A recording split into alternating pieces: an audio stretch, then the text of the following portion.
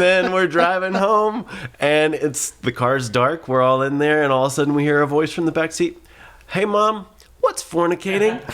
And I'm pretty sure all the blood left my face, right? Like I was like, oh no. Mercy on us all. Did I screw that up? And you can get Listen Up for only $14.99. All right, well, welcome everyone to this week's episode of Pod Have Mercy. I am Andrew Wolfe. I am pastor of congregational care here at Chapelwood. Deal a lot with young families and parenting ministry, and this week we have a couple of great guests with us. Hey there, I'm Angela Ferguson, and I am the Director of Children's Discipleship here at Chapelwood. Cool. And my name is Joseph Patty. I'm Director of Student Ministry here at Chapelwood. That's right. And so the three of us got together with a couple of friends. We had about 300 people show up this past weekend for an event at the church called The Birds and the Bees. So we do want to give a little warning to everyone on the podcast. Cover your children's tender ears because we are going to get into the birds and the bees with all of you. But we really... Or not. We may not. You'll have to listen to find out. You've been warned. But we really wanted to kind of share what this event was about and a lot of the ways that we have seen parenting ministry just begin to flourish and blossom in the last couple of months as we've listened to parents put these kind of events together. And now we're really excited to really have a conversation recapping some of that event as well as thinking forward to our next events. So that's exciting. Yeah. Yeah. So we brought in Birds and Bees. It's an organization out of Dallas, started by Mary Flo Ridley, but we had Michelson, who's kind of been her protege for the last several years and has taken over.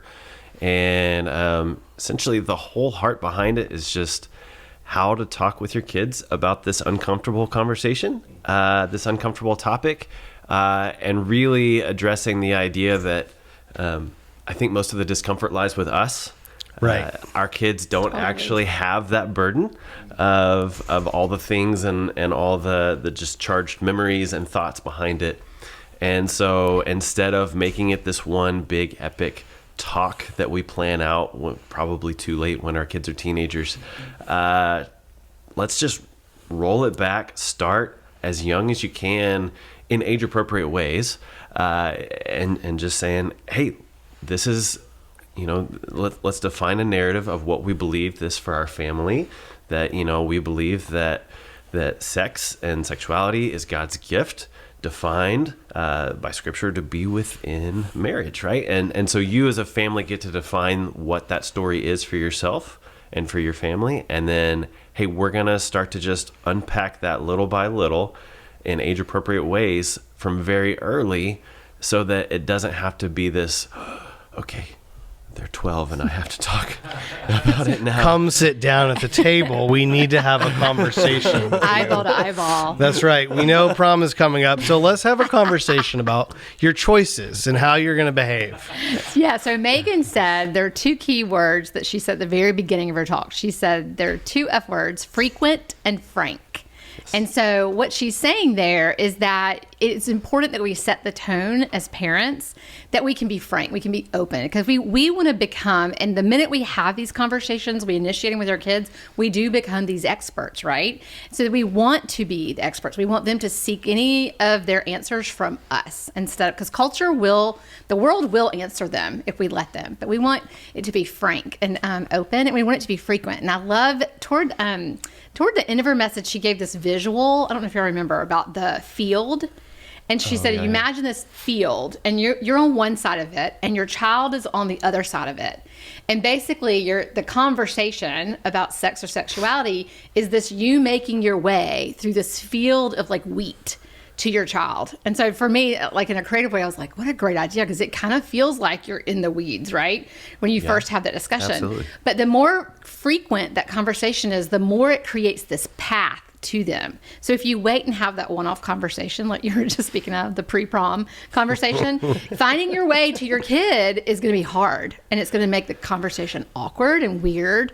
But if you've worn that path down in age-appropriate ways from the time that they were little, that conversation becomes easy, and frequent. Yeah, the other metaphor that she used was the drip drop, or having a sponge, and you don't just fill a sponge up with a cup of water and dump it all at one time, but if you are dropping or picking up little drops of water with that sponge over time, it can hold a lot. And that's the same thing as like building capacity within your family to have frank conversations, just that, as kids come to you with whatever questions about why am I different, or where do babies come from? That's a good one in my family right now.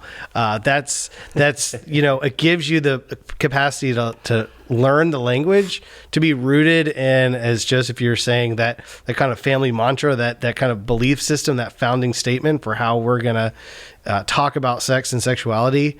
And that, as a parent, just makes it so much more easier when it becomes a bite size and not this like, come to the table, we're going to talk moment.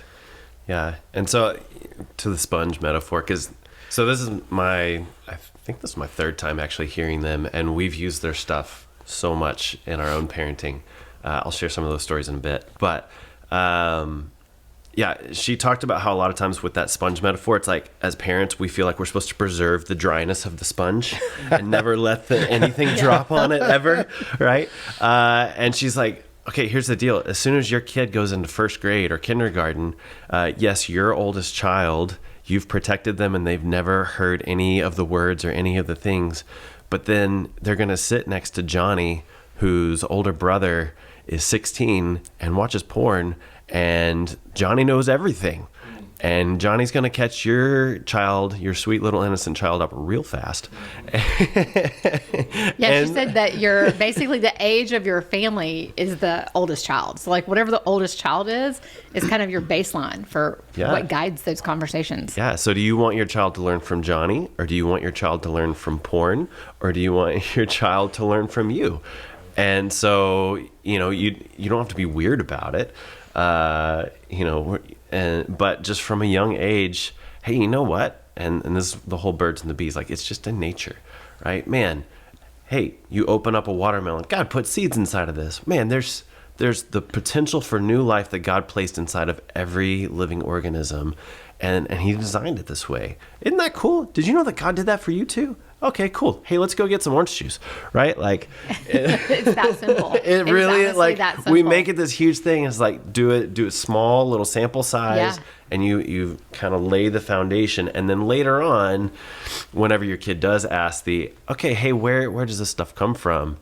You're like, oh, I don't have to be weird about this. Hey, you remember how we talked about seeds? Well, actually, that seed in mommy is an egg, and it's inside something called the uterus, right? And you get to use the scientific words and be the expert instead of, you waited too long. You're like, okay. It was kind of interesting to watch the room when she was encouraging. I sat in the very back, and when she was encouraging the parents to use the medical terms of penis or vagina or whatnot, it was interesting to kind of watch the dynamic that would happen kind of between couples, like married couples. They're like, they almost started to have instant dialogue there, which was kind of exciting to me, because if events like this can stimulate conversation, whether it's in the room, in the car on the way home, when you get home, maybe like debriefing it together. But that's what we want to do. Part of equipping parents is helping tee up these conversations in a way that they can kind of personalize it to their family. Absolutely. Yeah, and personalizing it in a way that, everyone's on board with. It was great to see at our event. We had a lot of dads that did show up because it takes the whole family to kind of get behind that. But it was definitely, there's some giggles and some laughter, and it was good, right? Like, because it was parents realizing, okay, we're not going to let this, wait until the clock runs out and then have the talk. Like we're gonna laugh about it now. We're gonna strategize and think about it. Might not be the greatest date night ever that you have with your partner to go and figure out what are we gonna tell our kids. But I mean, maybe it is. I could be dead wrong. You're right. I could be dead wrong. Don't ever take dating advice from me. I haven't really had to work on my dating skills. That's a whole different podcast. A whole different podcast. That is for Pod Have Mercy After Dark. Take 2. That's hilarious. One of the things I appreciated was that she encouraged people to use those kind of buffer things. Like when your child asks like an interesting question, just that's a really good question. I am so glad you asked. And it gives you that time to kind of breathe and prepare, with that intention. So if you she said you kind of put those on repeat, right? That's such a great question. So glad you asked that. Okay, but it gives you this time to kind of adjust your face, maybe adjust where you are. I mean, I really do like that she said, these conversations are kind of great shoulder to shoulder. Yes, exactly. And not eyeball to eyeball, like at any age. Like it's a weird... I mean, my mom had the conversation with me eyeball to eyeball over a plate of scalloped tomatoes. And I don't know which was worse, like her serving that for dinner or having the conversation about sex. I don't know. You picked up that strategically for that conversation. Yeah, do you think that the food was was it used in a I've never thought about it. I'm having this whole I gotta go to therapy. I'll be back. I'll be right back. I gotta just scar my child around. Oh my gosh, she was trying to make this conversation stick. So we use that phrase in particular often, and it's helped me reframe in my own brain. Okay, no, this is a good thing. I want to be the one to shape my kids. I want to be the one to have this conversation. And just example is this summer we went to this worship thing called Urban Hymnal. That's put together by Lo Alaman. It's amazing. If you haven't ever talked to him, you should do it. But while we're there, this woman is sharing her testimony, and just in the middle of her testimony, she's like, "I'm not gonna lie, y'all, I was fornicating," and she just moves on. Moves on.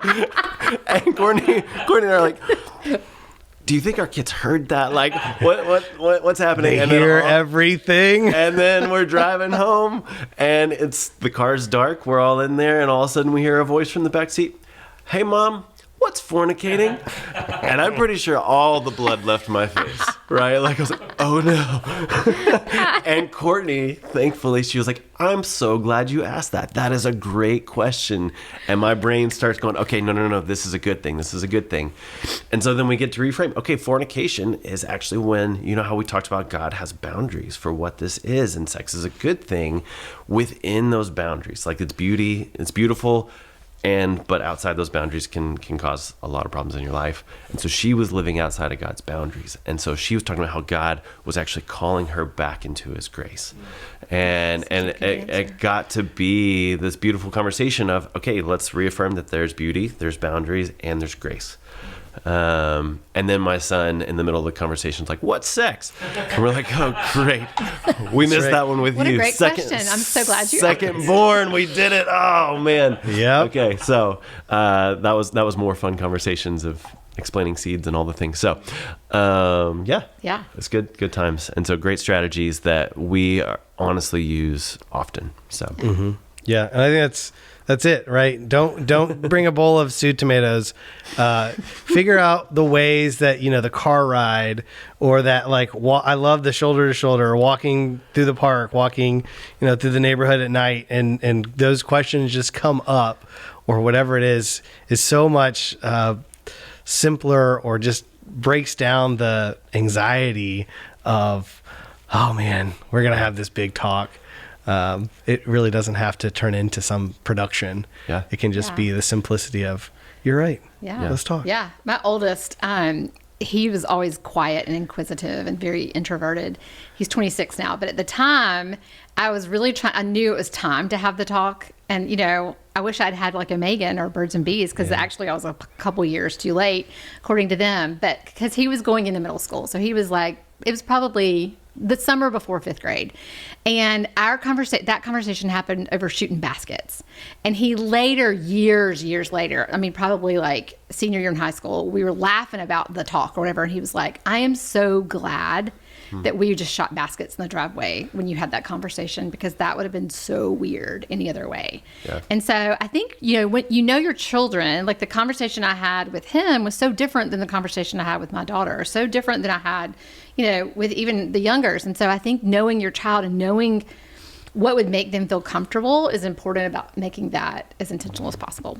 And so one other piece that I was encouraged by this time, just because we're in the stage now of needing to circle back. And she talked about the necessity of circling back as parents for, if you have kids who are a little more introverted and don't ask all the questions. Yeah. And so it was just encouraging to me. And actually recently, when we were Halloween costume shopping, we needed to get some gloves because my daughter wanted to be Princess Peach. But we walked down the aisle that has the gloves in Party City, and there's also a lot of fishnet stockings. Oh, yeah. And Micah has this just massive reaction, like, oh gosh, and like turns the other way, and I'm like, just look at the plates, buddy. But it was kind of this moment of, okay, like, you're only 8, but you're very aware of this stuff, right? Totally. And so later we were just walking the dog, and I was like, okay, yeah, I need to circle back. And so, hey bud, dude, when you turned your eyes away, I was so proud of you in that moment. Like, that was such a great way for you to respond. And then, we just kind of talked about, hey, as you get older, that's going to be a temptation to want to look at things, and the world is going to have its ideas of what you should look at and what's good to look at and what's not. And we know that we want to honor our bodies and honor others with our eyes. And so, like, it was just really good and encouraging for me to hear that. It's like, circle back, do this often. There's so much power in that circling back, because when you circle back, you can play off of, you can kind of take the conversation to the next level, right? Yeah. To piggyback on what you were saying, one of the shocking things, I think, it's like it, but then when you hear it aloud at an event like this, the average age, do y'all remember this? The pornographic pause at the event. She goes, I have to put something about porn in this evening. So we call it like the pause for porn. And so she kind of pauses the conversation to talk about this. But the average age that a child is exposed to porn is 11 years old. And that's a conservative. And that's very conservative. Yeah. There's a lot of studies that would say as young as 8. Exactly. Which is mortifying. It's terrifying. Terrifying to think about it. That happened to in my family unit. I had a summer babysitter, and she was just a sweet caregiver. And she was with my kids, and they played Webkins on the computer. So it was back when you would have these stuffed animals, you type this code in, and they get to build like this Webkins house or whatever. And she called me hysterical. I was only working like a couple hours that day, and she called me. She's like, you have to come home right now. And I was like, what? And she said this thing popped up on the computer while Douglas was playing Webkins. No. And I'm just like devastated. I'm like bawling, but you have to be prepared. I mean, the world we can't control what the world will do, even when we're trying to be perfect parents. Do you know what I mean? Like, I felt like, 100%. We had downloaded McAfee back then. We had all kinds of different screen protection devices, because this was in the dark ages. But I had done what I thought everything I could to prevent the fact. But some click on a Webkins pop up later. All of a sudden now I'm having this whole other conversation with my kids that I didn't expect to have at that age. Yeah. And I think the big takeaway too from just the whole event is being able to affirm, like, hey, you saw something wrong. You understood that there was wrong. We need to talk and make sure that you understand this, and not to shame them. I think that was my two things was like shame. And I think it, especially in that kind of conversation of porn and pornography, like there's so much shame in all of that really just makes kids not want to feel like they can talk about it and be able to have the tools that they need if they're in a situation to say, this is not for me. This is not what I participate in. Right. I have a different understanding of what this is, and I'm going to step away. Right. Right. And so there's so much when we can affirm our kids for making good choices of looking at the plates at Party City or having a caregiver who's like, I don't know what the internet just did, but it exploded. Come home. That's just like, you need that to continue to be good parents and not let this become a monster that lurks. It's what we have to do. So in a world that can be so dark, we have to, as parents, turn the lights on. Like, we have to turn the lights on for our kids. And so I think it's just critical for us so we always have to be listening and watching and ready to turn those lights on for a conversation that could change their understanding of really anything. Yeah. I mean, Birds and Bees has their own website, and they've got plenty of study tools. They've got studies that honestly we've talked about leaning into just as a church. Yeah. But that's a great resource. You can download some of their talks, and I think you have to purchase them. But we honestly have some of the pamphlets left. Yeah, over. we've got some discussion guides. So if do. you are listening, or maybe you're a grandparent who has grandchildren or whatever, we do have some resources that we would love to share. There's also a list of books that she recommended, and I Amazoned them right then so that we would have them here at Chapelwood. So if you are looking for like some books to read at home that can kind of initiate some of these conversations, we'll have them in our children's library here, and they're Yeah, and I think the spoiler alert there is read them yourself first. Parents. Don't go into this thinking that this is, the Three Little Pigs, nighttime story. Might want to kind of pick a different time to engage in those materials.